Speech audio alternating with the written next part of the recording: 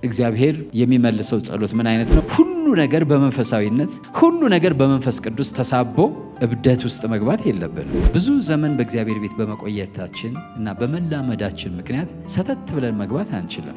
ወደ እግዚአብሔር የሚያቀርበን ብቃት ልናገኝ አንችልም። ራስን ማታለል ማንወደውን ምንወድ የሚመስለን አለ። ለዛ ነው ፈተናዎች የሚፈቀዱት። አንዳንዴ እግዚአብሔር ራሳችን እንድናውቅ ለፈተና ያጋልጠናል።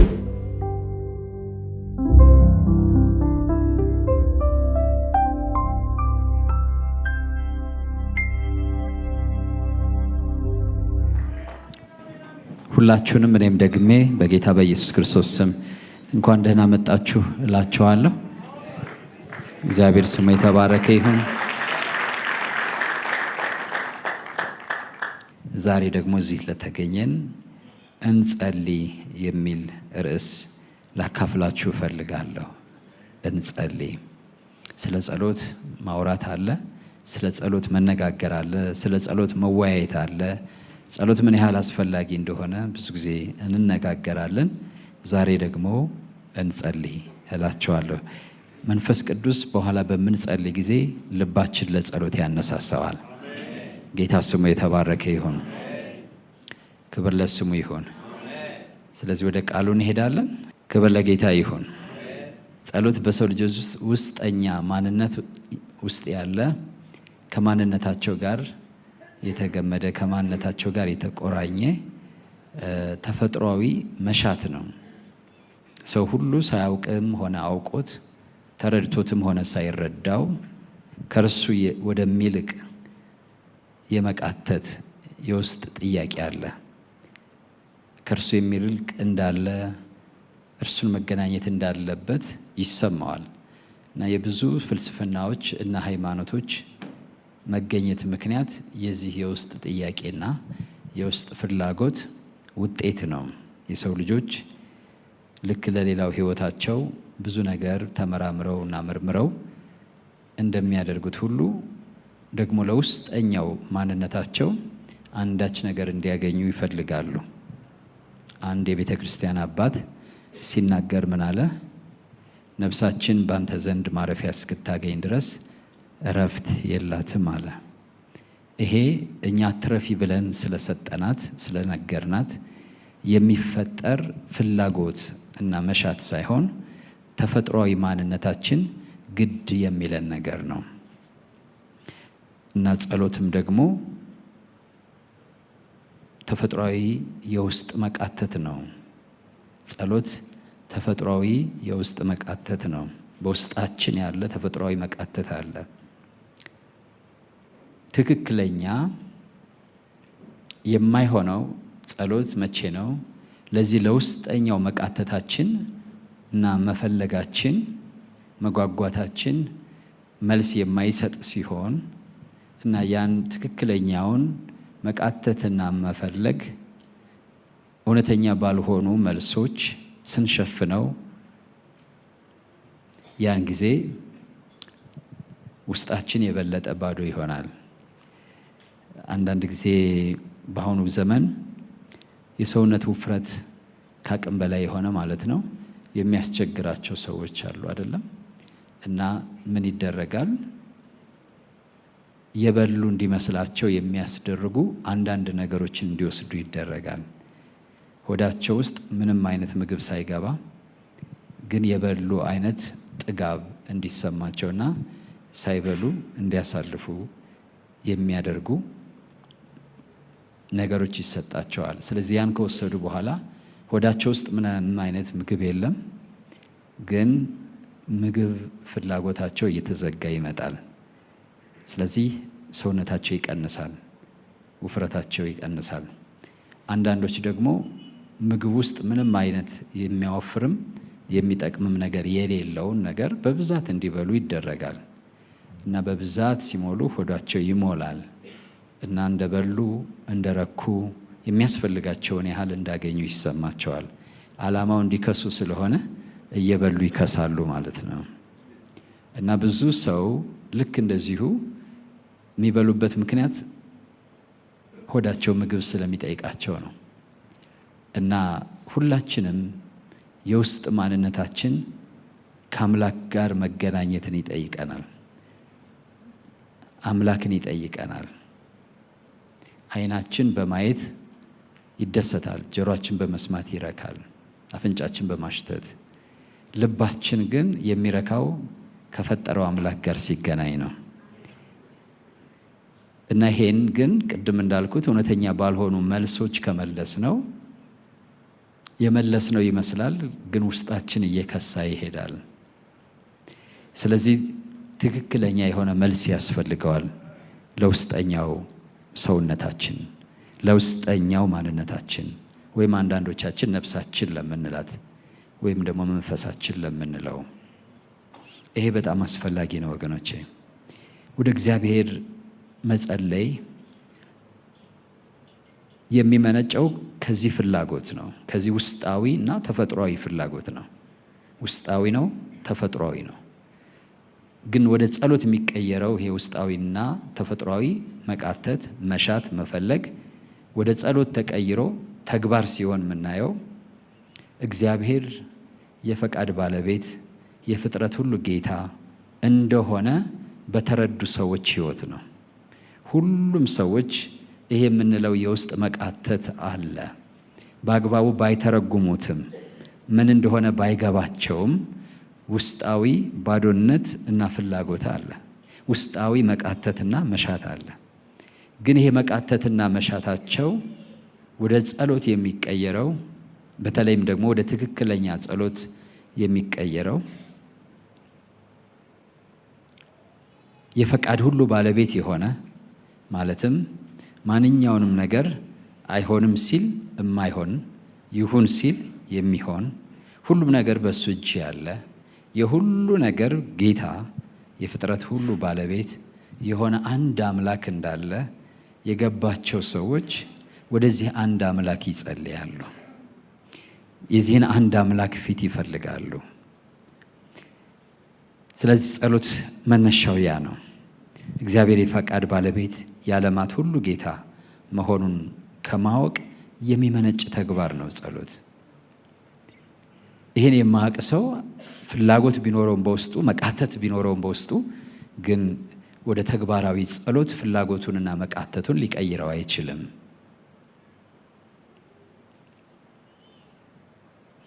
እግዚአብሔር የፍጥረቱ መጋቢ ጠባቂና ባለቤት እንደሆነ የሚያውቁ ወደዚህ አምላክ ይጸልያሉ። እግዚአብሔር የፍጥረቱ መጋቢ ጠባቂ ባለቤት እንደሆነ የሚያውቁ ወደዚህ አምላክ ይጸልያሉ። በእርግጥ ጸሎትም በትክክለኛ የልብ አቋም እና ዝንባሌ የሚጸለየው እግዚአብሔርን በዚህ ልክ ባወቁ ሰዎች ነው። እግዚአብሔር የፍጥረቱ መጋቢ መሆኑን፣ ጠባቂ መሆኑን እና ባለቤት መሆኑን ያወቁ ሰዎች። ጥቂት የሆነችው የእኛ የሰዎች ፈቃድ ታታልለናለች። ለምሳሌ አሁን እነሳለሁ ስንል መነሳት መቻላችን፣ እንተኛ ብለን መተኛት መቻላችን፣ እንብላ ብለን መብላት መቻላችን፣ እንውጣ ብለን ወጥተን መሄድ መቻላችን ሁሉን ለማድረግ የተፈቀደልንና የሁሉ ነገር ባለቤት የሆንን ያስመስለናል። ስለዚህ አንድ ቀን ሁሉን ነገር የምንቆጣጠር ግን በሆነ ምክንያት የተገደብን ሊመስለን ይችላል። እግዚአብሔርን በእውነት ማምለክ ግን የሚጀመረው እግዚአብሔር የሁሉ ባለቤት መሆኑን ስንረዳ፣ የሁሉ መጋቢ መሆኑን፣ የፍጥረት ሁሉ መጋቢ መሆኑን ስንረዳ፣ የፍጥረት ሁሉ ጠባቂ መሆኑን ስንረዳ ነው። ይህን ከተረዳን እኛ በእግዚአብሔር ላይ ጥገኞች መሆናችንን ካወቅን ጸሎታችን ትክክለኛ ይሆናል ማለት ነው። ጸሎት የጥገኞች ተግባር ነው። በእግዚአብሔር የሚደገፉ እግዚአብሔር ሁሉን ገዢ ነው፣ ሁሉን ተቆጣጣሪ ነው፣ የሁሉ ባለቤት ነው ብለው የሚያምኑ ሰዎች ተግባር ነው ጸሎት። ይህን የሚያምኑ ሰዎች ስለ ሁሉ ነገር እግዚአብሔርን መጠየቅ እንደሚገባቸው ያውቃሉ። ስለዚህ ይጸልያሉ። ግን ከዚህ ደግሞ አለፍ ብሎ በልጁ በኢየሱስ ክርስቶስ ያመኑና የእግዚአብሔር ልጆች መሆናቸውን ያረጋገጡ ደግሞ ከአባታቸው ጋር የሚያደርጉት ኅብረት፣ ከአባታቸው ሀብት ተጠቃሚ የሚሆኑበት መንገድ፣ ፈቃዱን ወደሚኖሩበት ዓለም የሚያስለቅቁበት ቁልፍ እንደሆነ ገብቷቸው የሚያደርጉት ነው። እግዚአብሔር ወይም አምላክ የፍጥረት ሁሉ ባለቤት፣ የፈቃድ ሁሉ ምንጭ፣ ጠባቂና አቅራቢ እንደሆነ ገብቶት የሚጸልይ ብዙ ሰው አለ። በተለያየ ስም አምላክን ፈጣሪን እየጠራ ግን ከዚህ ልፍ ያሉ ደግሞ አሉ። እነዛ እነማን ናቸው?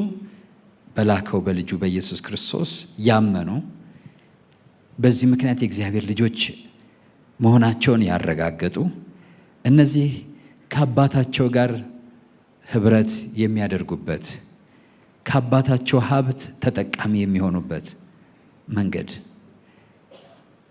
ፈቃዱን ደግሞ ወደሚኖሩበት ዓለምና ሕይወት የሚያስለቅቁበት ቁልፍ ነው። ይሄ ይገባቸዋል። የአባታቸውን ሀብት የሚጠቀሙበት፣ ከሚወዳቸው አባታቸው ጋር ኅብረት የሚያደርጉበት፣ ፈቃዱን ደግሞ ወደሚኖሩበት ወደዚህ ዓለም እንዲመጣ የሚያስችሉበት ቁልፍ እንደሆነ ይገባቸዋል። ስለዚህ እነዚህ በተለየ ሁኔታ ደግሞ ይጸልያሉ። የጸሎት ምክንያታችን ያ ነው። እግዚአብሔር ስሙ የተባረከ ይሁን። ይህ ጌታችን ኢየሱስ ክርስቶስ የእግዚአብሔር ልጆች የሆኑ እንዴት መጸለይ እንዳለባቸው ባስተማረበት በማቴዎስ ወንጌል ምዕራፍ 6 ቁጥር 9 ጀምሮ እንደዚሁም ደግሞ የሉቃስ ወንጌል ምዕራፍ 11 ላይ የምናገኘው ሐሳብ ነው። ማለት ጸሎት ፍጡር ወደ ፈጣሪ የሚያደርገው ልመና ብቻ ሳይሆን ፈጣሪ ደግሞ ወደ ፍጡር መጥቶ በልጁ በኢየሱስ ክርስቶስ አማካኝነት ፍጡር የሆነው የሰው ልጅ የእግዚአብሔር ልጅ ከመሆኑ የተነሳ የሚደረግ ኅብረት ነው። ቤተሰባዊ አንድነት ነው። ቤተሰባዊ ተግባቦት ነው። ክብር ለጌታ ይሁን።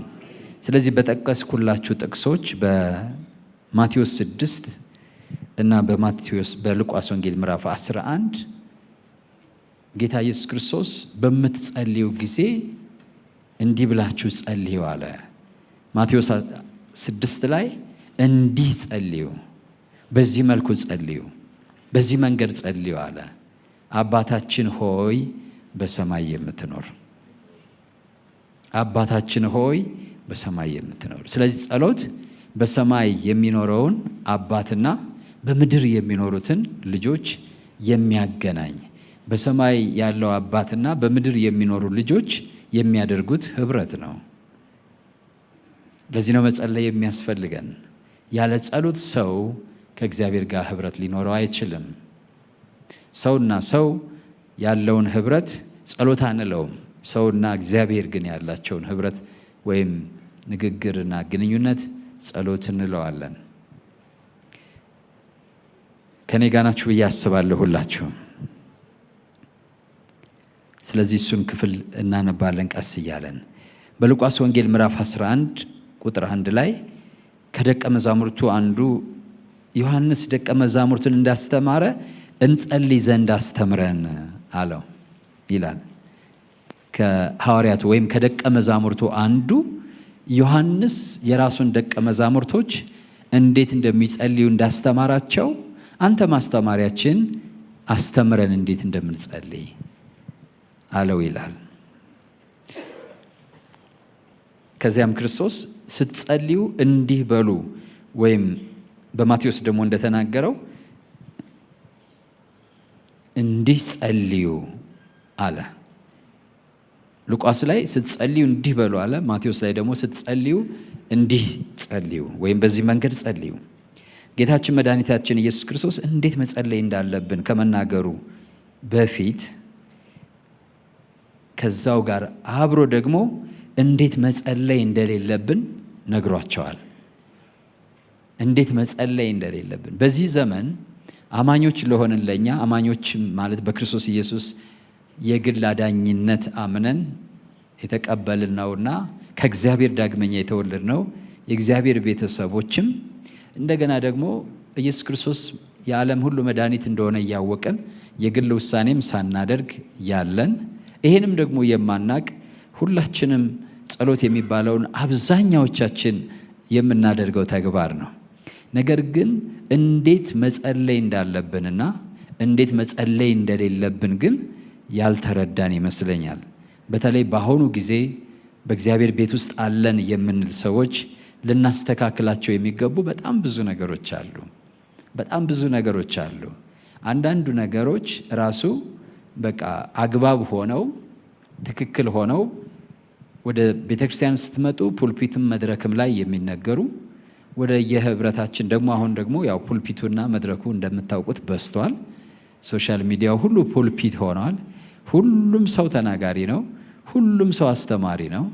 ሁሉም ሰው አስተያየት ሰጪ ነው። ሁሉም ሰው ፖለቲከኛ ነው። ሁሉም ሰው የሥነ መለኮት ምሁር ነው። ሁሉም ሰው እና በዚህ የምንሰማውና የምናየው አንዳንዱ ነገር እግዚአብሔር እጅግ የሚጸየፈው አታድርጉ ያለን አይሁን ያለን ነው። ግን በአደባባይ ገዝፎ የምናየው ከዛ ውስጥ አንዱ ጸሎት ነው።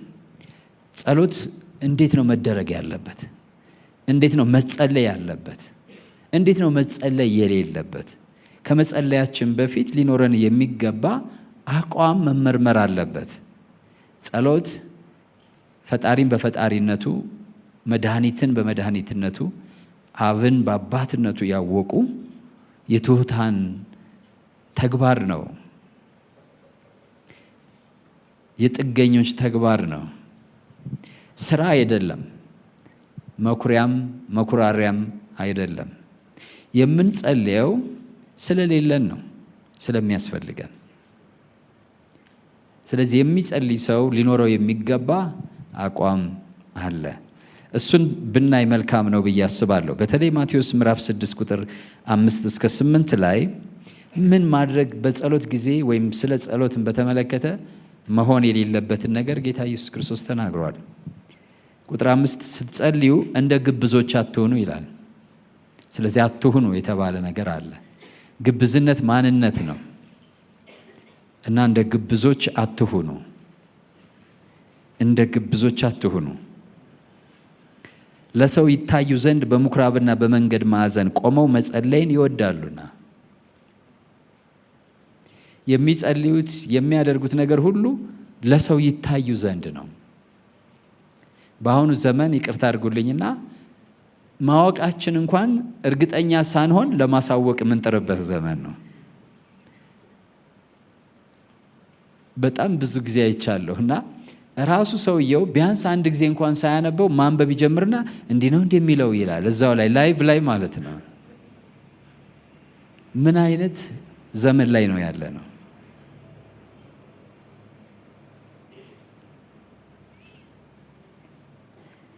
ሊያስተምር እኮ ነው የመጣው፣ ሊናገር ነው፣ ሊተነትን ነው። ግን ለመጀመሪያ እየሰማው እንዳለ ታውቃላችሁ። በዛ ሰዓት አትሊስት እንኳን አንድ ጊዜ ለመስማት እድል ሳይሰጥ ለራሱ ማለት ነው። ምን እንዳወቀ ሳያውቅ ለማሳወቅ የሚሮጥ ሰው በጣም ብዙ ነው በአሁኑ ሰዓት።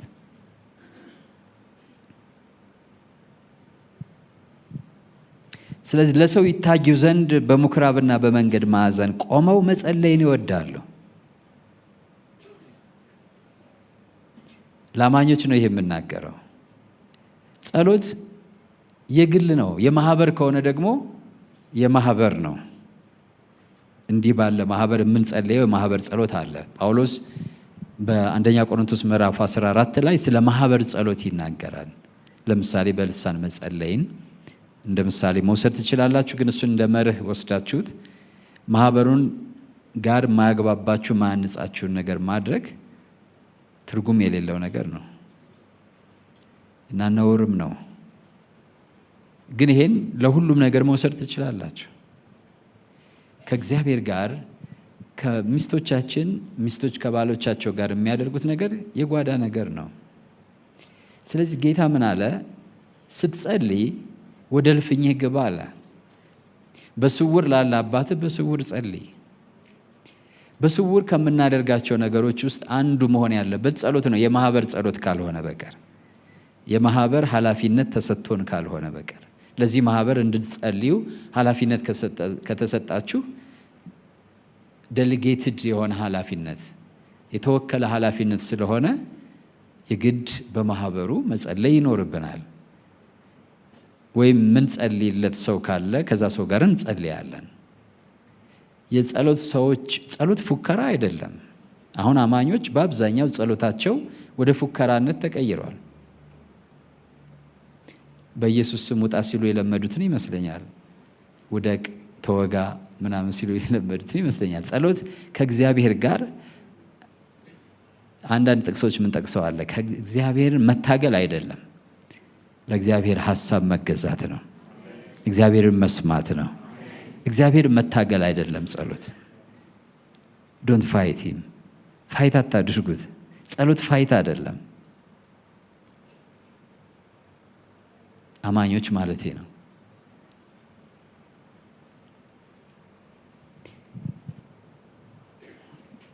ሩቅ ነው አክቹዋሊ አሁን ማወራው ነገር አሁን እያልኳቸው ያለው ግን ምክንያቱም ለብዙ ዘመን የገዛን ስለሆነ መድረካችን ህይወታችን የገዛ ነው። በልሳን መጸለይ አሁን ለምሳሌ ካያችሁት ፉከራ ነው አይደለም? ወይም ሞቅ ሲለው ሰው ሽለላ ነው። ጸሎት ሳይሆን ሽለላ ነው። በቃ ይሸልላል። ጸሎት አይደለም። በቤቱ ምን ያህል ሰዓት በልሳን ይጸልያል አናውቅም። ግን እዚህ ስብከቱ ሞቅ ካለ በልሳን ይናገራል። አልፎ ተርፎ ያው ከሰውም ጋር ተጀምሮ ነበር። አክቹዋሊ ምን እንደሚባባሉ አይተዋወቅም።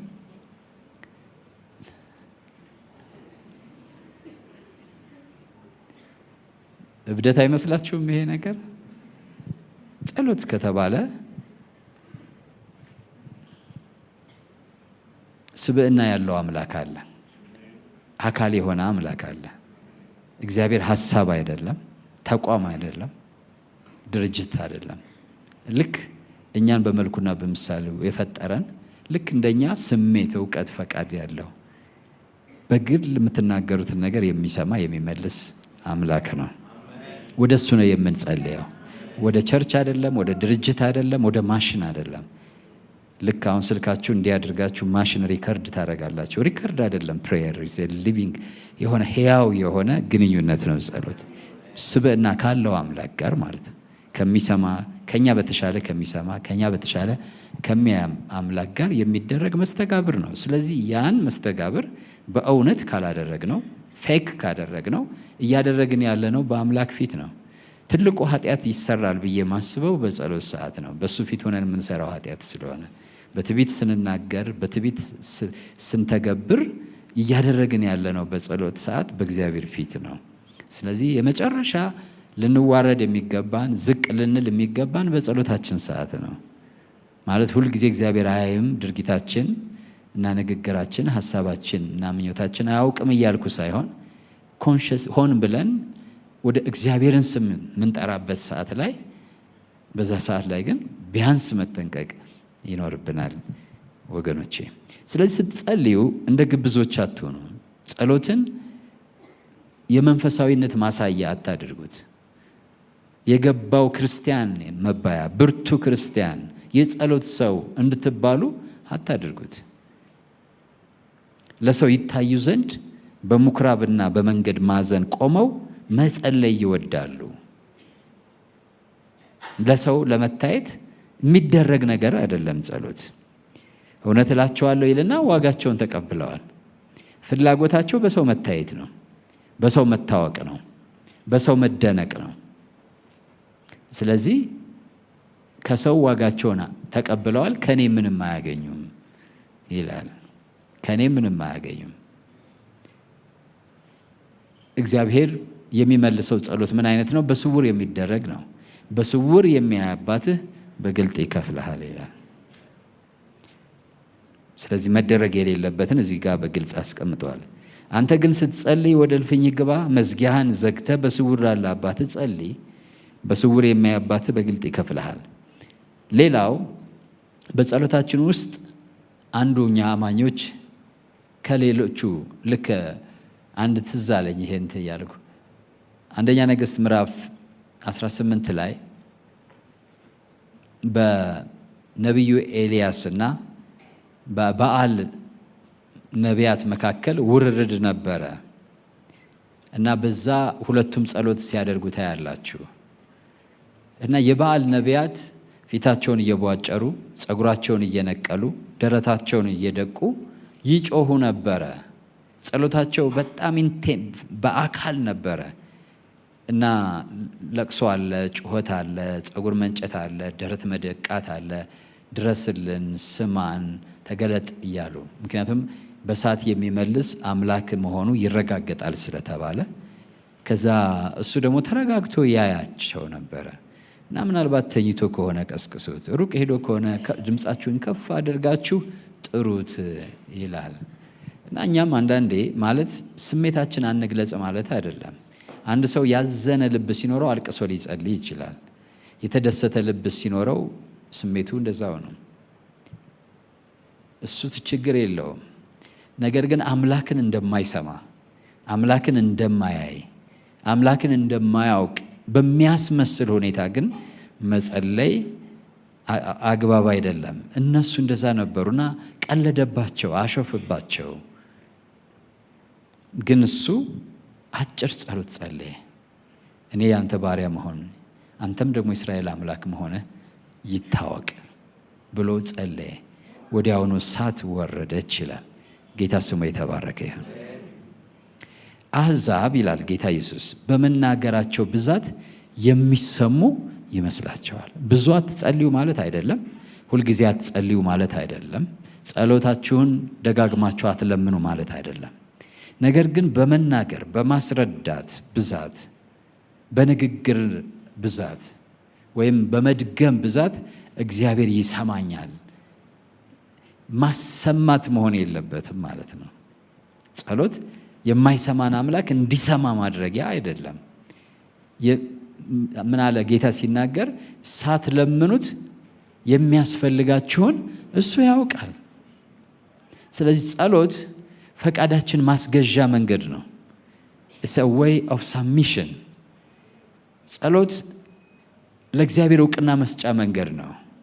የፍላጎቴ መጋቢ፣ የሕይወቴ ጠባቂ፣ የፈቃድ ሁሉ ባለቤት እንደሆነ እውቅና የምሰጥበት መንገድ ነው። ያለሱ ፈቃድ አንዳች እንደማይሆን ከማወቄ የተነሳ ያን እውቅና የምገልጽበት መንገድ ነው። እግዚአብሔር የኔን ፍላጎት ስለማያውቅ ሳይሆን ፍላጎቴን የሚያውቀውን አምላክ እንደሚያውቅ እውቅና መስጫዬ ነው ጸሎት። በሕይወቴ ሁሉ ስልጣን እንዳለው ያለ መስጠትም የመስጠትም ፈቃድም ስልጣንም የሱ እንደሆነ ስለገባኝ ለዛ እውቅና የምሰጥበት መንገድ ነው። አንዳንድ ጊዜ ቤታችን ውስጥ እኮ የቀረበ ቢሆንም ሳንጠይቅ አንጠቀምም አይደለም? ኢቭን በእጃችን ቅርብም ቢሆን እንጠይቃለን። ይሄን ልጠቀመው፣ ይሄን ልብላው፣ ይሄን ልጠጣው እንላለን። ብንጠጣው ብንበላው እናት ወይ አባት ወይም የቤተሰብ አባል ስለሚከፋው አይደለም። ነገር ግን ለስልጣናቸው፣ ለባለቤትነታቸው፣ ለቤቱ አባወራነታቸው እውቅና እየሰጠን ነው። ጸሎት ለእግዚአብሔር የምንሰግድበት ስፍራ ነው። ለእግዚአብሔር የምንገዛበት ቦታ ነው። እውቅና የምንሰጥበት ነው። ከኔ ጋር ናችሁ? እንጂ የማያውቅን አምላክ የምናሳውቅበት፣ ያልተማረን አምላክ የምናስተምርበት፣ ያልሰማን አምላክ የምናሰማበት፣ ኢንፎርምድ እንዲሆን ኢንፎርሜሽን መረጃ የምንሰጥበት አይደለም ጸሎት። እንዲህ ከሆነ ጸሎታችን ጣፋጭ ይሆናል፣ እምነታችን ሙሉ ይሆናል። ፍላጎቴን መሻቴን የሚያውቅ አምላክ ነው አሁን ምጠይቀው ብዬ ከሆነ ምጠይቀው ለምንድን ነው? እሱ ባለቤት ስለሆነ፣ መፍቀድም መከልከልም ስልጣኑ ስለሆነ፣ ኢብን እንድጠቀመው ቢፈቅድልኝም እንኳን ባለቤት ስለሆነ፣ በፊቴ ቢያስቀምጥ እንኳን ባለቤት ስለሆነ በጸሎት ልጠይቀው ይገባል። የአክብሮቴ መገለጫ፣ የአምልኮዬ መገለጫ ነው ጸሎት። ስለዚህ መሆን የለበትም ካለው ነገር ውስጥ አንዱ በንግግር ብዛት አይሁን ነው። አሕዛብ በመናገራቸው ብዛት እንዲሰሙ ይመስላቸዋል። ስትጸልዩ እንደ እነርሱ በከንቱ አትድገሙ። ስለዚህ አትምሰሏቸው። ምን አትበሏቸው ነው የሚለው? አትምሰሏቸው። ሳትለምኑት አባታችሁ የሚያስፈልጋችሁን ያውቃልና። ስለዚህ መሆን የሌለባቸው ነገሮች አሉ። እንደ ግብዞች አትሁኑ። ብዙ በመናገር አትመኑ። ሉቃስ 18 ከ9 እስከ 14 ብትሄዱ ጌታ ኢየሱስ ክርስቶስ አንድ ሰው ሊጸልይ ሲሄድ ምን አይነት ልብ ይዞ መሄድ እንዳለበት ይናገራል። ሁለት ሰዎች ወደ ቤተ መቅደስ ሊጸልዩ ይሄዱ። አንዱ ኃጢአተኛ ወይም ቀራጭ ነው። ሩቅ ሆኖ ደረቱን እየደቃ ኃጢአተኛውን እኔን ማረኝ ስለ ጸሎት ባስተማረበት ቦታ ነው ያን የሚናገረው። ሌላኛው ደግሞ እኔ በሳምንት 2 ቀን እጾማለሁ፣ አስራት እሰጣለሁ አለ ይላል። ወደ እግዚአብሔር በጸሎት የሚቀርብ ሰው እንዴት መቅረብ እንዳለበት ነው እዛ የሚናገረው። ጽድቃችን ቆጥረን ይገባኛል ይዘን አይደለም የምንቀርበው። አንዳንድ ጊዜ እምነት ይመስላል። የእምነት ኑዛዜ፣ የእምነት ኮንፌሽን የሚመስሉ አሉ። እምነት በድፍረት የምንገልጸው በሰይጣን ላይ በተፈጥሮ ላይ ነው። በእግዚአብሔር ፊት ግን እምነት ትሁት ነው። እምነት ትሁት ነው። በእግዚአብሔር አይፎክርም። እየሰማችሁ ነው? እምነት በእግዚአብሔር ፊት ትሁት ነው። የእምነት ምንጭ እግዚአብሔር ስለሆነ፣ የሚታመነው እግዚአብሔር ስለሆነ እምነቴ ምንም አያደርግልኝም። ታውቃላችሁ ግን ይሄን አንዳንዴም እሱ ይመስለናል። አሁን አላማኞች ነው የማወራው። እምነት የሚባል የሆነ ነገር ያለና ሁሉን ነገር ማድረግ እንድንችል የሚያደርግልን ይመስለናል። ስለዚህ ካመንኩ እግዚአብሔርን እንዲያደርግ አስደርገዋለሁ። የሆነ እምነት የሚባል መሳሪያ አለኝ፣ እግዚአብሔርን እንዲያደርግ አስደርገዋለሁ። እምነት የሚባል መሳሪያ አለኝ፣ ሁኔታዎች እንዲቀየሩ አስገድዳለሁ። እምነት የሚባል ነገር አለኝ። ኖ አይደለም። እምነት ማለት በእግዚአብሔር በሚያደርግ አምላክ እግዚአብሔር ላይ ያለን መታመን ነው። አድራጊው ማን ነው? እግዚአብሔር ነው። እምነታችን አይደለም የሚያደርገው። እምነታችን በሚያደርግ በእግዚአብሔር ነው የምናምነው። የእምነታችን ማረፊያ ማን ነው? ራሱ እግዚአብሔር ነው። የተናገረው ቃል ነው። የተናገረው ቃል ማለት እግዚአብሔር ማለት ነው። እምነታችን በእግዚአብሔር ላይ ነው። እምነት በሚባል ነገር ላይ አናምንም። አንዳንድ ጊዜ እምነት በሚባል ነገር ላይ የሚያምኑ ሰዎች ኢቭን በእግዚአብሔር ፊት ራሱ እምነት በሚባል መሳሪያ አማካኝነት በእግዚአብሔር ላይ አላስፈላጊ የሆነ አቋቋም ይዘው ይመጣሉ፣ አቀራረብ ይዘው ይመጣሉ። እግዚአብሔር ይጸየፋል። ይሄን በእምነት አናምንም፣ በእግዚአብሔር ነው የምናምነው። ግልጽ ነው እያልኩ ያለሁት። እማምነው በእግዚአብሔር ነው በሉ እስኪ። ያደርግልኛል ብዬ አምናለሁ። ይሆንልኛል ብዬ ማምነው ማን ስለሚያደርግ ነው? ያለው ነገር እንዲደረግለት ቢያምን ማለት አድራጊ አለ ማለት ነው። እንዲደረግልኝ የሚያደርግ አለ። ካልሆነ አላግባብ አቅጣጫ የሳተ ንግግር ይሆናል ማለት እኔ የምናገረው ያፌ ቃል ያደርጋል ብለን ካሰብን ሌላ ችግር ውስጥ እንገባለን ማለት ነው። እኔ የምናገረው ያፌ ቃል ሳይሆን የሚያደርገው ካፌ ቃል ጋር የተስማማው እግዚአብሔር ነው የሚያደርገው። ስለዚህ የማምነው ባፌ ቃል አይደለም። እማምነው በማን ነው ማለት ነው? በእግዚአብሔር ነው እማምነው። ለዛ ነው ጸሎት የሚያስፈልገው። ለዛ ነው ጸሎት የሚያስፈልገው። እዛ እኮ ማርቆስ ወንጌል ላይ ብታነቡ ጸሎት የጸሎት ነው። እንግዲህ በጸሎት በቆማችሁ ጊዜ ብሎ ነው የሚጀምረው ሲጀምር። ከዛ ማንም ያለው እንዲደረግለት ቢያምን ብሎ ይቀጥላል። ጸሎት ነው ያዛ ላይ የተቀመጠው። በዚህ ምክንያት ብዙ ስህተት የምንሰራ ይመስለኛል ወገኖች። ማድረግ ያለብንን አሁን እንዳልኳችሁ በስውር መጸለይ ነው። በከንቱ አለመድገም ነው። አለመምሰል ነው። ቅድም እንዳልኩት የኤልያስንና የነቢያቱን ንጽጽር ማየት ትችላላችሁ ቤታችሁ። ግን ጌታ ኢየሱስ ምን አለ? እናንተስ እንዲጸልዩ አለ። አትምሰሏቸው ካለ በኋላ እናንተስ እንዲጸልዩ። እስኪ ጸልዩ በሉ እስኪ ሁላችሁ። ስለዚህ ጸልዩ ተብለናል። ጌታ ይመስገን። እኔም ርዕሴን ጸልይ ነው። ጸልዩ ብሏል ጌታ። እንጸልያለን። አሜን። ዛሬ ስትሄዱ ወደ ጸሎት ህይወት መግባት ይሆንላችሁ። በእውነት ጸልዩ። እንግዲህ እናንተስ እንዲጸልዩ በሰማያት የምትኖር አባታችን ሆይ ስምህ ይቀደስ፣ መንግሥትህ ትምጣ፣ ፈቃድህ በሰማይ እንደሆነች እንዲሁ በምድር ትሁን። የዕለት እንጀራችንን ዛሬ ስጠን፣ እኛ ደግሞ የበደሉንን ይቅር እንደምንል በደላችን ይቅር በለን፣ ከክፉ አድነን እንጂ ወደ ፈተና አታግባን፣ መንግሥት ያንተ ናትና ኃይልም ክብርም ለዘላለሙ አሜን። ይህን ጸሎት እንኳን ራሱን ቃል በቃል የምትጸልዩ ከሆነ ከሕያው አምላክ ጋር እያወራችሁ እንደሆነ አድርጋችሁ ብትጸልዩ መልካም ነው ብዬ አስባለሁ። እንደዛ ሲሆን እያንዳንዱ ንግግራችሁ ትርጉም ይኖረዋል። እንደ መድገም ከሆነ ግን ትርጉም አይኖረውም። ይህን ትምህርት እያዘጋጀው አንድ ነገር ትዝ አለኝና ሳቄ መጣ፣ ብቻዬን ማለት ነው። ጌታ ኢየሱስና ኤልያስ በዛ ክፍል ስታዩ ኤልያስ ዝናብ እንደሚመጣ ጌታ ተናገረውና ሄዶ ጸለየ ይላል እና ያንኑ ጸሎት ደግሞ ሄዶ ደግሞ ጸለየ፣ ደግሞ ያንኑ ጸሎት ሄዶ ጸለየ። ጌታ ኢየሱስም ደግሞ ያንኑ ጸሎት ጸለየ ይላል መጽሐፍ ቅዱስ። እና ትዝ አለኝና እኛ ግን ቅድም የጸለየውን ወንድም እስኪ ያን ጸሎት እንደገና ጸልይልኝ ብንለው ይላል ወይ ብዬ ጠየቅኩኝ።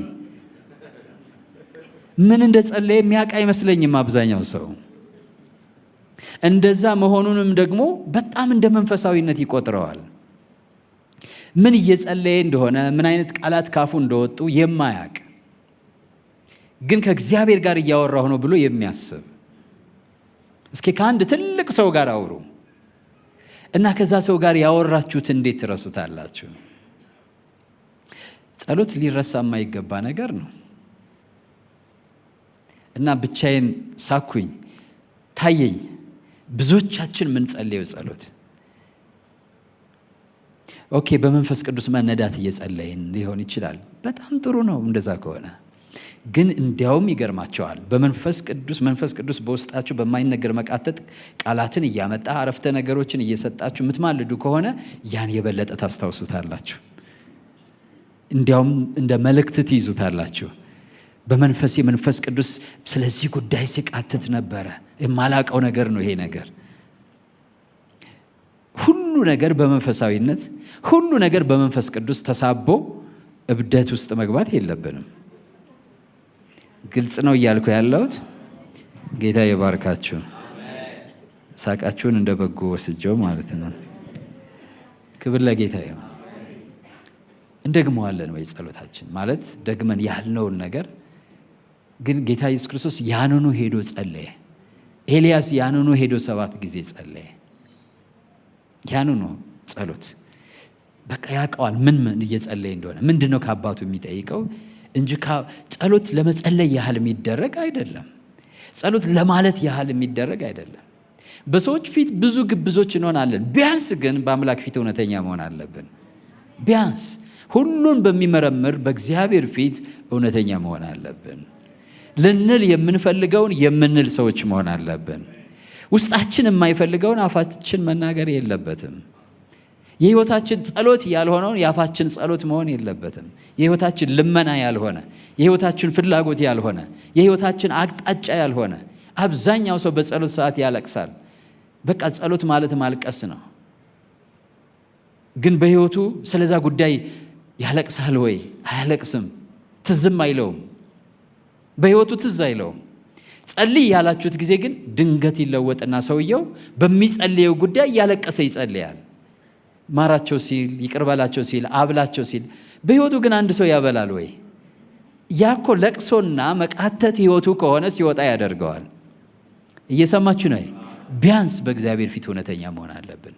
ቢያንስ የክፎች ጸሎት በእግዚአብሔር ፊት አጸያፊ ነው ይላል። ቢያንስ እውነተኛ መሻታችን በእግዚአብሔር ፊት ይዘን መምጣት መልመድ አለብን። በሰዎች ፊት እንኳን እውነተኛ መሆን ቢያቅተን ሁሉም በሚመረምር በሕያው አምላክ በእግዚአብሔር ፊት እውነተኛ መሆን አለብን። ግልጽ ነው እያልኩ ያለሁት። ስለዚህ ስንጸልይ እንደዛ መሆን አለበት። ካልሆነ ወገኖቼ ልንጸልይ ሄደን ኃጢአት ይዘን እንመለሳለን። እግዚአብሔርን አሳዝነን እንመለሳለን። ባፋችን የሚወጣውን ነገር የማናውቅ ወደ ግድግዳ ነው እንደ የምንጸልየው? ወደ ዛፍ ነው ወይ የምንጸልየው? ወደ አየር ነው ወይ የምንጸልየው? ወደሚሰማ አምላክ ነው የሚጸልይ። ኤልያስ ምን አለ? ሰምቶ ምን የሚል አለ? የሚመልስ። እሱ አምላክ ይሁን። አምላካችን ይሰማል፣ አምላካችን ይመልሳል። ስለዚህ እኔ ብዙ ጊዜ ስለ ጸሎት ስናገር የሚገርማችሁ ነገር አሁን የምለውን ነገር ትኩረት ውስጥ ግንዛቤ ውስጥ ካስገባችሁት ገና ለጸሎት ስትቀርቡ እምነታችሁ በእግዚአብሔር ላይ ያላችሁ እምነት ይጨምራል። አሁን እግዚአብሔር እየሰማኝ ነው፣ እምለውን ነገር እየሰማ ነው። አፌን ብቻ አይደለም ከየትኛው ልቤ እንደሚወጣ እኔ አንዳንዴ ስጸልይ እግዚአብሔር ሆይ እላለሁ። ልብን ሁሉ የምታውቅና የምትመረምር ሜይቢ ልቤ እንኳን አታሎኝ ከሆነ ምሕረት አድርግልኝ እላለሁ። ምክንያቱም የሰው ልብ ስውር ነው መጽሐፍ ቅዱስ እንደሚናገረው። አንዳንዴ ሰልፍ ዲሰፕሽን አለ፣ ራስን ማታለል ራሱ አለ። ራስን ማታለል ማንወደውን ምንወድም ይመስለን አለ። ለዛ ነው ፈተናዎች የሚፈቀዱት። አንዳንዴ እግዚአብሔር ራሳችንን እንድናውቅ ለፈተና ያጋልጠናል። ራሳችሁን እንድታውቁ። ለምንድን ነው የምንፈተነው? ራሳችሁን እንድታውቁ ነው። ለምን? ሰልፍ ዲሴፕሽን ስላለ፣ ራስን ማታለል ስላለ። ራሳችንን እያታለል መሆናችን የሚታወቀው በፈተናው ስናልፍ ነው። የሌለን ያለን ይመስለናል፣ ያልቻልነው እንደቻልን ይመስለናል፣ ንጹህ ያልሆነው ንጹህ የሆንን ይመስለናል። በልባችን የተሰወረ ነገር አለ፣ ያለ መሆኑን አናውቅም። በልባችን የተሰወረው ይገለጥ ዘንድ እግዚአብሔር በአንዳንድ ሁኔታዎች ውስጥ ያሳልፈናል። ምን አለ እግዚአብሔር ሲናገር በዘዳግም 8 ላይ ያዋርድህ ዘንድ መናን መገበህ ይላል። እየሰማችሁ ነው ወይ? ፈተናን የምትጠሉ ሰዎች ካላችሁ ጸሎቱ እሱ ነው መሆን ያለበት። እግዚአብሔር ሆይ በልቤ ውስጥ ከተሰወረ ኃጢአት አንጻኝ ማለት ያስፈልጋል። ይሄ ዲሰፕሽን የሁላችን ችግር ነው። ትልቁ መታለል ራስ በራስ መታለል ነው። ማንም ምንም ሳይሆን የሆነ ቢመስለው ይላል። ምንም ሳንሆን የሆንን ያስመስልብናል። ማን? ራሳችን። ስለዚህ እግዚአብሔር በፈተናዎች ውስጥ ያሳልፈናል። ያን ዝም ብለን ነን ያልነውን እንዳልሆነን ይታወቅ ዘንድ ከዛ ወየው ጠፋው ማለት እንጀምራለን። እንደዛ ከምንሆን ቢያንስ በጸሎታችን ሰዓት በእግዚአብሔር ፊት ራሳችን ማዋረድ ይኖርብናል። ወደ እውነተኛ አምላክ እየቀረብን እንደሆነ ከተረዳን ገና ስትቀርቡ ወደ እግዚአብሔር አሁን እግዚአብሔር እየሰማኝ ነው፣ አሁን እግዚአብሔር እያየኝ ነው ስትሉ መጽሐፍ እንደሚናገረው እንደሰማልን ብናውቅ እንደተቀበልን በዚህ እናውቃለን ይላል። ወዲያውኑ ልባችን ራሱ እግዚአብሔር እንደሰጠን ይረዳል። ስለዚህ እውነተኛ ጸሎት ይሆናል ማለት ነው። ልማዳዊ ስናደርገው ግን እምነት የሚባለው ይሸሸናል። እምነት ሁልጊዜ የልብን ቅንነት ይፈልጋል። ዊዛውት ኢንቴግሪቲ ኦፍ ዘ ሃርት እምነት አይሰራም። እምነት የልብን እውነተኛነት፣ ቅንነት ይፈልጋል። ካልሆነ ግን አይሰራም ወገኖቼ። እግዚአብሔር ስሙ የተባረከ ይሁን። ስለዚህ ጌታ ኢየሱስ ወዴትና እንዴት እንደሚጸልዩ ደቀ መዛሙርቱን በሚገባ ሲያስተምር እናያለን። ነገር ግን በዚህ ብቻ አላቆመም። ሳንታክት ዘወትር መጸለይ እንዳለብን በምሳሌ አስተምሯል። ሉቃስ 18 ቁጥር 1 ላይ ሳይታክቱ ዘወትር ሊጸልዩ እንዲገባቸው የሚል ምሳሌን ነገራቸው ይላል። ሳይታክቱ ዘወትር እንዲጸልዩ እንዲገባቸው ምሳሌን ነገራቸው። ብትነጋገሩ ደስ ይለኛል። ሳታክት ዘወትር እንድትጸልይ ጌታ አዟል። ጌታ አንድ ነገር ከተናገረ ያን ቃል ማስመር አለብን። ለምሳሌ ምን አለ? ዘወትር ሳይታክቱ። ጸሎት ካታካች ተግባሮች አንድ ነው። ጸሎት ደስ ይላል ብዬ አልዋሻችሁም። ለምን እንደሆነ አላቅም። ከሰዎች ጋር ስናወራ ኧረ እንሂድ ተባብለን እንኳን አንዳንድ ጊዜ ባልና ሚስት ሆነን ለምሳሌ የሆነ ሰው ቤት ስንሄድ ተሎ እንመለሳለን። ስንት ሰዓት? 12 ሰዓት። ከዛ ወሬው ሞቅ ይላል አይደለ? እየተያየን 1 ሰዓት ይሆናል፣ እየተያየን 2 ሰዓት ይሆናል። ከዛ ስንወጣ መሸኮ። ግን ደግሞ በቃ ጨዋታው ጥሩ ነበረ። ሁላችንም እርስ በርሳችን ስንጫወት ስንወያይ አይታክተንም። ከእግዚአብሔር ጋር ስናወራ ግን ለምን እንደሆነ አላቅም ይታክተናል፣ ይደክመናል በጣም እና ጌታ ምን አለ? ሳይታክቱ ዘወትር ሊጸልዩ እንዲገባቸው ምሳሌ ነገራቸው ይላል። ያን ምሳሌ እናንተ አንብቡት ከጊዜ አንጻር። ዘወትር ሳንታክት ልንጸልይ እንደሚገባን በምሳሌ ነግሮናል። ጳውሎስም ይሄንን ደግሞ ማሳሰቢያ አጠናክሮ ይናገራል በኤፌሶን ምዕራፍ 6 ቁጥር 18 ላይ በጸሎትና በልመና ሁሉ ዘወትር በመንፈስ ጸልዩ፣ በዚህም ሐሳብ ስለ ቅዱሳን ሁሉ እየለመናችሁ በመጽናት ሁሉ ትጉ። መጽናት፣ ትጋት። ጌታ ስሙ የተባረከ ይሁን። እስኪ ጸሎት በሉ እስኪ። አለመታከት፣ ጽናት፣ ትጋት ይጠይቃል። ክብር ለጌታ ይሁን።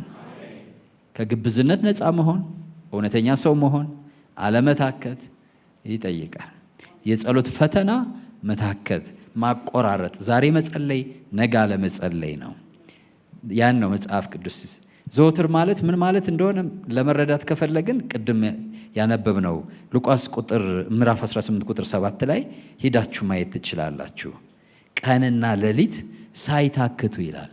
ዘወትር የሚለው ቀንና ሌሊት ሳይታክቱ እንዲጸልዩ ይላል። ወይም ቀንና ሌሊት ለሚተጉት ምርጦቹ እንዴት ፈጥኖ ያደርግላቸው ይላል።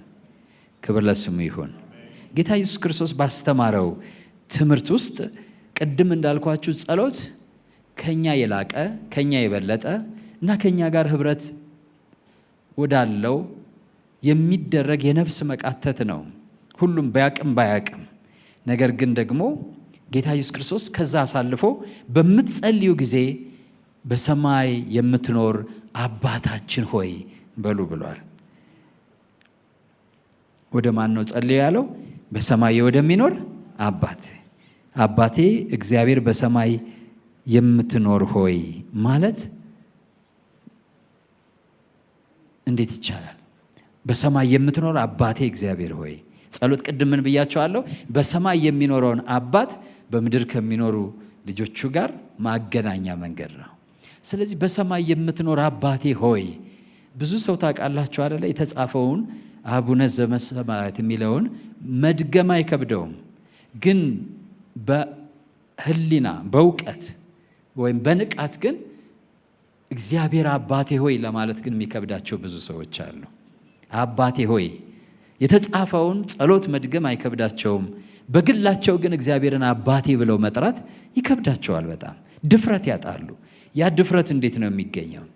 በጸሎት እግዚአብሔርን አባት ብሎ የመጥራት ድፍረት፣ አባቴ ብሎ የመተማመን ድፍረት ከየት ይመጣል? ዮሐንስ ወንጌል ምዕራፍ 16 ላይ የእግዚአብሔር ቃል እንደዚህ ይላል። ጌታ ኢየሱስ ነው ራሱ የሚናገረው። ቁጥር 23 ላይ በዛን ቀን ከኔ አንዳች አትለምኑም። ወልድ ነው ይሄን የሚናገረው። እውነት እውነት እላችኋለሁ አብ በስሜ የምትለምኑትን ሁሉ ይሰጣችኋል። እስካሁን በስሜ ምንም አልለመናችሁም። ደስታችሁ ፍጹም እንዲሆን ለምኑ ትቀበላላችሁ። ይህን በምሳሌ ነግሬያችኋለሁ። ነገር ግን ስለ አብ ለእናንተ በግልጥ የምናገርበት እንጂ ከዚያ ወዲያ በምሳሌ የማልናገርበት ሰዓት ይመጣል። ለምን? በዚያን ቀን በስሜ ትለምናላችሁ፣ እኔም ስለ እናንተ አብን እንድለምን የምላችሁ አይደለም። ለምንድን ነው ብትሉ እናንተ ስለወደዳችሁኝ ከእግዚአብሔር ዘንድ እኔ እንደወጣው ስላመናችሁ አብ ራሱ ይወዳችኋልና። ክብር ለጌታ ይሁን። እናንተ እኔን ምን ስላላችሁኝ አለ? ስለወደዳችሁኝ። ከአብም ወጥቼ እንደመጣው ስላመናችሁ አብ ራሱ ምን ይላችኋል አለ? ይወዳችኋል። ወይም በሌላ አነጋገር እናንተ ልክ እንደ እኔ ልጆች ትሆናላችሁ። አብ እኔን በሚወድበት መውደድ እናንተን እንደወደዳችሁ ያኔ ታውቃላችሁ። እንዴት ነው የምታውቁት? እኔ ከአብ ወጥቼ እንደመጣው አውቃችኋል፣ በእኔ አምናችኋል። ስለዚህ እንዴት ነው አብ አባት ብለን የምንጮህበት? ወይም እግዚአብሔር አባት ሆይ ብለን ከልባችን ከእውነት ልክ እንደ ስጋ ወላጆቻችን እግዚአብሔርንም ደግሞ አባታችን ብለን ለመጥራት ድፍረት የምናገኘው? ጌታ ኢየሱስ ክርስቶስ የጸሎታችሁ አድራሻ መሆን ያለበት ወደ አባታችሁ ነው ያለ። ኢቭን ወደ አምላካችሁ ነው አላለንም። ስለዚህ አምላክን አባቴ ለማለት የሚኖረኝ ድፍረት በልጁ በኢየሱስ ክርስቶስ ባለኝ እምነት ነው ወገኖቼ። ጌታ ኢየሱስ እሱን ነው የተናገረው። ካልሆነ ግን ጸሎታችን አድራሻ የለውም ማለት ነው። ጌታ ኢየሱስ ክርስቶስ የጸሎት መልስን ደግሞ በሉቃስ ወንጌል ምዕራፍ 11 አስመስሎ የተናገረው እናንተ ነው የሚለው። አባት ከሆናችሁ ከናንተ ከማናችሁም ልጁ እንጀራ ቢለምነው እርሱ ድንጋይ ይሰጠዋልን? እናንተ አባት ከሆናችሁ እኔ ደግሞ አባት ነኝ አለ። እግዚአብሔር የፍጥረቱ ሁሉ አባት አይደለም? ኢየሱስ ክርስቶስ ከእግዚአብሔር አብ ተልኮ እንደመጣ ስለ እርሱ ኃጢአት እንደሞተለትና እርሱን ለማጽደቅ ደግሞ እንደተነሳ ወደ ሰማይ እንዳረገ ሊፈርድ እንደሚመጣ ለሚያምን በግሉ በልቡ ለሚተማመን ሰው ብቻ ነው እግዚአብሔር አባት የሚሆነው። ዮሐንስ ወንጌል ምዕራፍ 1 ቁጥር 12 ሁላችሁም እንደምታውቁት ወደ ገዛ ወገኖቹ መጣ፣ የገዛ ወገኖቹ ግን አልተቀበሉትም። በስሙ ለሚያምኑትና ለተቀበሉት ሁሉ ግን የእግዚአብሔር ልጆች የሆኑ ዘንድ ስልጣን ሰጣቸው። እነርሱም ከእግዚአብሔር ተወለዱ እንጂ ከደምና ከሥጋ ፈቃድ አልተወለዱም።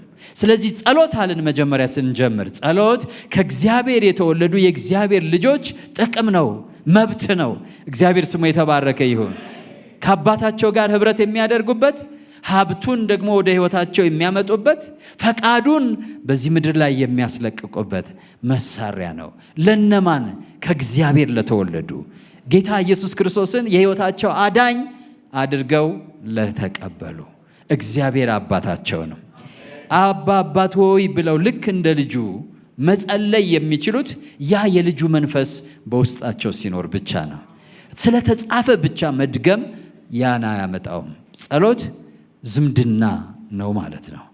የዘመዳማቾች ንግግር ነው። የአባትና የልጅ ኅብረት ነው። ስለዚህ ልጆች ነን ወይ የሚለውን መጠየቅ እፈልጋለሁ። በገላትያ ምዕራፍ 4 ቁጥር 6 ላይ ልጆችም ስለሆናችሁ ይላል እግዚአብሔር አባት ብሎ የሚጮህ የልጁን መንፈስ በልባችሁ ውስጥ ላከ። ምን ስለሆናችሁ ይላል? ልጆች ስለሆናችሁ። ስለዚህ እንደ ጌታ እንደ ኢየሱስ ክርስቶስ እግዚአብሔርን አባት ሆይ ብለን ለመጥራት የግድ የልጅነት መንፈስ በውስጣችን መኖር አለበት። የልጅነት መንፈስ በውስጡ ሳይኖር ከእግዚአብሔር ሳይወለድ ሰው እግዚአብሔርን በእምነት አባቴ ሆይ ብሎ መጥራት አይችልም። ለዚህ ነው ገላትያ ምዕራፍ 4 ቁጥር 6 ላይ ልጆችም ስለሆናችሁ እግዚአብሔር አባት ብሎ የሚጮህ ወይም በሌሎች ቅጆች ብታነቡ አባባ ብሎ የሚጮህ አባ ብሎ የድሮ ልጆች ሕፃናት ገና ሲወለዱ አባ ነው። በነገራችን ላይ የሕፃናት ቋንቋ ዩኒቨርሳል ነው። በኋላ ነው እየተቀየረ የሚሄደው። እንደተወለዱ አለቃቀሳቸው፣ አጠራራቸው የሁሉም አገር ሕፃናት ተመሳሳይ ነው። አባ ይላሉ ወላጆቻቸውን ሲጠሩ። ይሄ ወላጅን የሚጠራ አባትን የሚጠራ መንፈስ ለነማን የተሰጠ ነው? ለልጆች የተሰጠ ነው። ከእግዚአብሔር ለተወለዱ የተሰጠ ነው። ስለዚህ ጌታ ኢየሱስ ክርስቶስ በሰማያት የምትኖር አባታችን ሆይ በሉ ሲል አዲስ ዘመንን እያመጣ ነው። ከእንግዲህ በኋላ ሰዎች የእግዚአብሔር ልጆች ናቸው እያለ ነው። ክብር ለጌታ ይሁን። እንደ ድሮ አይደለም። ድሮ ሲጸልዩ የአብርሃም የይስሐቅ የያዕቆብ አምላክ ኤሎሂም ጆሆቫ ብለው ነበር የሚጸልዩት። ጌታ ኢየሱስ ክርስቶስ አዲስ ሪሌሽንሽፕ ይዞ መጣ። አዲስ ዝምድና ይዞ መጣ። ክብር ለጌታ ይሁን። ከእንግዲህ በኋላ አለ እናንተ እንደ ሌሎቹ አትጸልዩ። ስትጸልዩ አድራሻችሁ ወይ የምትጠሩት አባታችሁ መሆን አለበት። ከዛ ሲናገር ምን አለ? በስውር ላለ አባትህ ነው የሚለው። በስውር ላለ አባትህ በስውር ደግሞ ጸልይ። የምትጸልየው ወደ ማን ነው ማለት ነው? ወደ አባትህ ነው ማለት ነው። ስለዚህ እውነተኛ ጸሎት በዚህ ዝምድና ላይ የተመሰረተ ጸሎት ነው። ይህ ዝምድና ያስፈልገዋል። ከዛ ውጭ የሆነ ግን እንደ አሕዛብ የሆነ ከንቱ መድገም ነው። እንደ አሕዛብ የሆነ ከንቱ ጩኸት ነው። ወይም ደግሞ ፍጥረታዊ ጸሎት ነው። ፍጥረታዊ ጸሎት ማለት የልጅነት መብት የሌለበት ማለት ነው። ቁራም ቢሆን መጽሐፍ ቅዱስ እንስሳው እንኳን ወደ አንተ በጮኸ ጊዜ አደኑን ትሰጠዋለህ ይላል። ስለዚህ እግዚአብሔር የፍጥረቱ ሁሉ መጋቢ ስለሆነ ለማንኛውም ጩኸት መልስ ይሰጣል። ለልጆቹ ግን በክርስቶስ ኢየሱስ ቤዛነት በኩል በመስቀሉ ሥራ የገዛላቸውን መብትና መንፈሳዊ ሀብት በጸሎታቸው ይሰጣቸዋል። አባት ሆይ ሲል እንደ ልጅ ሊቀበሉ የተገባቸውን እንደ ፍጡር ሊያገኙ የሚገባቸውን አይደለም፣ እንደ ልጅ ከሆንክ ከዚህ በኋላ ባሪያ አይደለህም ይላል። ጌታ ስሙ ይባረክ። ስለዚህ የልጅነት ሀብት ነው ማለት ነው። ክብር ለጌታ ይሁን። የዚህ ድፍረት እንግዲህ ምንጩ የጌታ ኢየሱስ ክርስቶስ ስራ ነው። ልጅ የመሆን ድፍረት፣ ወደ እግዚአብሔር በድፍረት የመቅረብ እና እግዚአብሔርን አባት ሆይ ብሎ የመድፈር ምንጩ የኛ ማንነት አይደለም፣ ዘራችን አይደለም፣ ቋንቋችን አይደለም፣ ኢብን ግብረ ገብነታችን አይደለም፣ ጨዋነታችን አይደለም። ምንጩ ምንድነው ብትሉ ጌታችን መድኃኒታችን ኢየሱስ ክርስቶስ እግዚአብሔርንና እኛን ለማስታረቅ ይሄን የልጅነት ጸጋ ለማስገኘት በመስቀል ላይ የሰራው ስራ ነው ወገኖቼ። በዚህ የምትተማመኑና የምትመኩ ከሆነ እግዚአብሔር የልጅነትን ጸጋ ይሰጣቸዋል። በዚህ የልጅነት ጸጋና መንፈስ ደግሞ እግዚአብሔርን አባ አባት ብላችሁ መጥራት ትችላላችሁ። ከእግዚአብሔር ጋር የማያቋርጥ የልጅነትና የአባትነት ህብረት ማድረግ ትችላላችሁ። በኤፌሶን ምዕራፍ 2 ቁጥር 18 ላይ ምን ይላል? በእርሱ ሥራ ሁላችን በአንድ መንፈስ ወደ አብ መግባት አለን ይላል። ወደዛ ስውር እግዚአብሔር ወደሚገኝበት በስውር ወዳለ አባትህ አይደለም የሚለው። ስለዚህ ወደዛ በስውር ወደማይታየው በሰማይ ወደሚኖረው አምላክ የመግባት ድፍረት የሚኖረን ጌታችን መድኃኒታችን ኢየሱስ ክርስቶስ ሰርቶ በጨረሰው ስራ ነው። በእርሱ ስራ ባለን መታመን ነው። ላንብብላችሁ እንደገና። በእርሱ ስራ ኤፌሶን ምዕራፍ 2 ቁጥር 18 በእርሱ ስራ ሁላችን በአንድ መንፈስ ወደ አብ መግባት አለንና። እስኪ በሉ በእርሱ ስራ በሉ እስኪ። በእኔ ስራ ሳይሆን የእሱ ስራ ደግሞ ምንድነው? ሰው የመሆኑና የመስቀል ሞቱ ነው። በእርሱ ስራ በኩል ወደ እግዚአብሔር አብ የመግባት ድፍረት አለን። ኤፌሶን ምዕራፍ 3 ቁጥር 12 እንደዚህ ይላል፣ በእርሱም ዘንድ ባለ እምነታችን ኢየሱስ ክርስቶስ ስለ ኃጢአቴ ሞቷል። ጌታ ስሙ የተባረከ ይሁን። በመስቀል የሰራው ስራ እኔንና እግዚአብሔር አብን የማስታረቅ ስራ ነው ብለን በማመናችን ማለት ነው። በእርሱ ዘንድ ባለ እምነታችን በኩል በመታመን ድፍረትና መግባት በእርሱ አለን።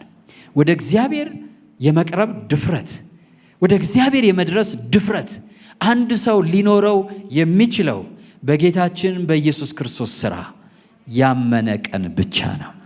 ከዛ ውጭ ግን ህሊናው አያስቀምጠውም፣ ድፍረት አይሰጠውም። ድፍረት ህሊናችሁ የሚያገኘው፣ ልባችሁ መተማመን የሚያገኘው በልጁ በኢየሱስ ክርስቶስ ተሰርቶ ባለቀ ስራ ስታምኑ ነው። ክብር ለጌታ ይሁን። መቼውንም 1000 ዓመት ቢሰጠን ወደ እግዚአብሔር ለመቅረብ የማንበቃ ሰዎች ነን። መሻሻል አንችልም፣ መለወጥ አንችልም። እየሰማችሁ ነው ወይ? ወደ እግዚአብሔር የሚያቀርበን ብቃት ልናገኝ አንችልም። ስለዚህ ብቃታችን ጌታችን መድኃኒታችን ኢየሱስ ክርስቶስ ብቻ ነው። እርሱ ወደ እግዚአብሔር ሊያቀርበን ስለኛ ራሱን ቤዛ አድርጎ አሳልፎ ሰጥቷል። በዚህ እምነት ብቻ ወደ እግዚአብሔር መግባት አለን። ኢብን አማኞችም ብንሆን በየዕለቱና በየሰዓቱ በምናደርገው ጸሎት በክርስቶስ ኢየሱስ በኩል ብቻ ወደ እግዚአብሔር ካልቀረብን መቅረብ አንችልም። ለዛ ነው ከእንግዲህ በኋላ አብን ስለ እናንተ አልለምንም፣ አብ ግን በስሜ የምትለምኑትን ሁሉ ይሰጣቸዋል። በስሜ ምን የምትሉትን የምትለምኑትን። ለምን? ኢየሱስ ክርስቶስ ለኛ ከእግዚአብሔር እንድንቀበል የሚያስችለንን ስራ ሁሉ ሰርቶ ጨርሷል። ክብር ለጌታ ይሁን። ስለዚህ በሱ ስም ለሚያምኑ ሁሉ እግዚአብሔር የልጅነት መብት ሰጥቷቸዋል። ወደ እግዚአብሔር መቅረብ ይችላሉ። አማኞችም በጌታ በኢየሱስ ክርስቶስ ስም በኩል ብቻ ነው አሁንም ቢሆን ወደ እግዚአብሔር የመቅረብ መብት ያለን። ብዙ ዘመን በእግዚአብሔር ቤት በመቆየታችን እና በመላመዳችን ምክንያት ሰተት ብለን መግባት አንችልም። በኢየሱስ ክርስቶስ በኩል ብቻ ነው። በዕብራውያን መልእክት ላይ ምዕራፍ 10 ላይ በመጋረጃው ማለትም በስጋው በኩል ወደ እርሱ የመግባት ድፍረት አለን ይላል። ጌታ ስሙ የተባረከ ይሁን። ወደ እርሱ በኢየሱስ ክርስቶስ ወይም በወልድ ሰውነት በኩል ነው ወደ እግዚአብሔር አብ የሰው ልጅ መድረስ የሚችለው። ጸሎት የእግዚአብሔር ልጆች ጥቅምና መብት ነው። ጸሎት የእግዚአብሔር ልጆች ጥቅምና መብት ነው። በልጁ በኢየሱስ ክርስቶስ በማመን የእግዚአብሔር ልጆች ሆናችኋል። እንግዲያውስ ጸሎት የእናንተ ነው። ከሆናችሁ እግዚአብሔርን ልክ እንደ ልጁ እንደ ጌታችን እንደ መድኃኒታችን ኢየሱስ ክርስቶስ አባት ሆይ ማለት ትችላላችሁ። እርሱም እንደ ቸር አባት ይመልስላችኋል። አባት ከሆናችሁ ከእናንተ ከማናቸውም ልጁ እንጀራ ቢለምነው እርሱ ድንጋይ ይሰጠዋልን? አሳስ ደግሞ ቢለምነው በአሳ ፋንታ እባብ ይሰጠዋልን? ወይስ እንቁላል ቢለምነው ጊንጥ ይሰጠዋልን? እንኪያስ እናንተ ክፉዎች ስትሆኑ ለልጆቻችሁ መልካም ስጦታ መስጠት ካወቃችሁ በሰማይ ያለው አባት ለሚለምኑት እንዴት አብልጦ መንፈስ ቅዱስን ይሰጣቸው። በሰማይ ያለው አባት። ጸሎት የሚደረገው በዚህ ዘመን ወደ አባት ነው። እግዚአብሔር ስሙ ይባረክ። ስለዚህ ጸሎት የልጆች መብት ነው። ጸሎት የልጆች መብት ነው። ሃሌሉያ። ልጆች ናችሁ ወይ? እግዚአብሔር ቸርነቱን እንደ አባት ይገልጥላችኋል። ተነስተን እንጸልያለን። ክብር ለጌታ ይሁን። ጌታ ኢየሱስን የግል አዳኛችሁ አድርጋችሁ ያልተቀበላችሁ ቀጥሎ ያለውን ጸሎት ከኔ ጋር በመጸለይ ወደ ሕይወታችሁ እንዲገባ አሮጌው ታሪካችሁ እንዲያቆም አዲስ ጅማሬ በሕይወታችሁ እንዲጀምር ማድረግ ትችላላችሁ። አሁን ይሄን አብረን እንጸልይ። እኔ የምለውን በማለት ኢየሱስን ወደ ሕይወታችሁ ጋብዙት። እግዚአብሔር አምላክ ሆይ ዛሬ ወደ አንተ ስለ ጠራኸኝ አመሰግንሃለሁ። እግዚአብሔር ሆይ እኔ ኃጢአተኛ ነኝ። ኃጢአቴን ይቅር በለኝ፣ መተላለፌን ደምስስልኝ። ክቡር በሆነው በልጅ በኢየሱስ ክርስቶስ ደም ከኃጢአቴ ሁሉ አንጻኝ። እግዚአብሔር ሆይ ዓለምን፣ ሰይጣንን፣ ሥራውን ክጃለሁ። ጌታ ኢየሱስ ክርስቶስን የሕይወቴ አዳኝና ጌታ አድርጌ ተቀብያለሁ። ኢየሱስ ክርስቶስ ከሙታን እንደተነሳ በልቤ አምናለሁ። ጌታም እንደሆነ በአፌ መሰክራለሁ። እግዚአብሔር ሆይ ስለ ተቀበልከኝ አመሰግንሃለሁ። አሁን ልጅህ ነኝ። ይህን ዕድል ስለሰጠኸኝ አመሰግንሃለሁ። አሜን፣ አሜን፣ አሜን።